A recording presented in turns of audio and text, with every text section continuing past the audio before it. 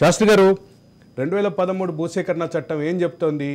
ఒక land acquire చేయాలంటే దానికి ఏం చెప్తోంది? దాన్ని తెలంగాణ ప్రభుత్వం ఎట్లా వైలేట్ చేసింది? దీన్ని ఎట్లా చూడాలండి?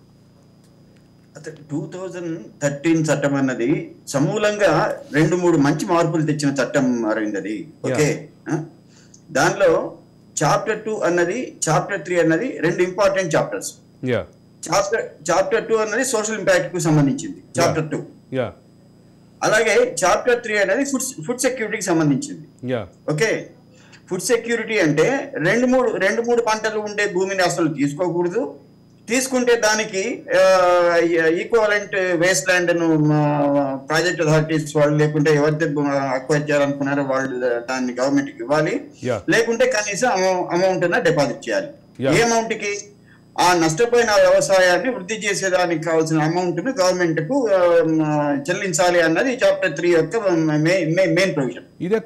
ఇదెక్కడ ఆచరణలో కనిపించలేదు. దీనికి ఒక సవరణ పేరిట అప్పటి గవర్నమెంట్ చేసుకున్నటువంటి సవరణ చట్టం అది రాష్ట్రపతి ఆమోదం తెలపడం, దీన్ని ఎట్లా చూస్తారు మీరు?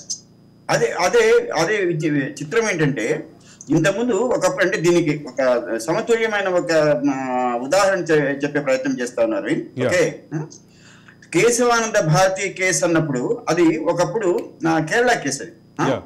దానిలో ఏంటంటే రాజ్యాంగాన్ని సమూలంగా మార్చాలన్నా లేదా అన్న డిస్కషన్ వచ్చినప్పుడు రాజ్యాంగాన్ని సమూలంగా మార్చేదానికి లేదు, బేసిక్ ఫీచర్స్ అని కొన్ని ఉన్నాయి, వాటిని ఎవరు మార్చలేరు అన్నది ఒక ప్రిన్సిపల్. రాజ్యాంగ మౌలిక సూత్రాలకి భిన్నంగా మనం వెళ్ళలేము అని చెప్పు అప్పుడు ఒక కంక్లూజన్స్ ఉన్నాయి. దానికి సంబంధించినటువంటి కాన్స్టిట్యూషనల్ ఎక్స్పర్ట్స్లో ఉన్నటువంటి అభిప్రాయాలు ఉన్నాయి. దానికి సంబంధించిన కంక్లూజన్స్ కూడా మనం చూసాం. ఎస్, మీరు సరైనటువంటి పోలిక చేస్తున్నారు, చెప్పండి. అలాంటి లాజిక్ ని మనము ప్రతి చట్టానికి ఉపయోగించుకుంటే ఆబ్జెక్షన్ రీజన్స్ అని ఇంట్రొడక్షన్ లో ఉంటుంది. Act is introduced for the following purpose అని స్టార్ట్ అవుతుంది ప్రతి చట్టం. ఓకే, దానిలో సోషల్ ఇంపాక్ట్ అసెస్మెంట్ గురించి చెప్పారు, ఫుడ్ సెక్యూరిటీ గురించి చెప్పారు, భూములు ఉండేవాళ్లే కాదు కోల్పోయిన భూములపైన ఆధారపడిన వాళ్ళకి కూడా పరిహారం రావాలి అన్న ఇంట్రొడక్షన్ తో స్టార్ట్ అవుతుంది 2013 చట్టం. దానిలో ఉండే ముఖ్యమైన 2 అంశాలను వీళ్ళు తీసేశారు అమెండ్మెంట్ తో. సెక్షన్ 10A అని చెప్పి ఒక కొత్త సెక్షన్ పెట్టుకుని ఇలాంటి ప్రాజెక్టులకు ఈ చాప్టర్ 2 అంటే సోషల్ ఇంపాక్ట్ వర్తించదు, అలాగే చాప్టర్ 3 ఫుడ్ సెక్యూరిటీ ప్రొవిజన్స్ వర్తించదు అన్న ఒక దుర్మార్గమైన అమెండ్మెంట్ పట్టుకొచ్చారు. ఓకే, దీన్ని ప్రెసిడెంట్ ఆమోదించడం అన్నది చాలా విచిత్రమైన విషయం. ఎందుకంటే ప్రెసిడెంట్ ఆమోదిస్తేనే 2013 యాక్ట్ అమల్లోకి వచ్చింది.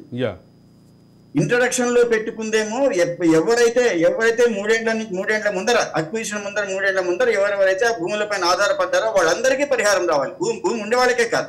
అది మాత్రమే కాదు, భూమి మీద ఆధారపడినటువంటి వాళ్ళు చెట్టు చేమ అన్నిటికీ సరైనటువంటి పరిహారం రావాలి. ఆ చెట్టు చేమ క్రమంలో ఆ చెట్టు ఇచ్చే ఈల్డ్ని కూడా పరిగణలోకి తీసుకోవాలి అంటూ ఒక దాని మీద కంక్లూజన్స్ కూడా ఉన్నాయి.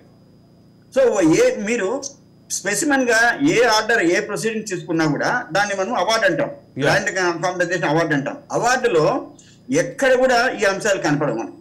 ఒకటి. రెండోది, అవధాని గారు ఆయన బుక్ లో ఒక మంచి విషయాన్ని చెప్పారు.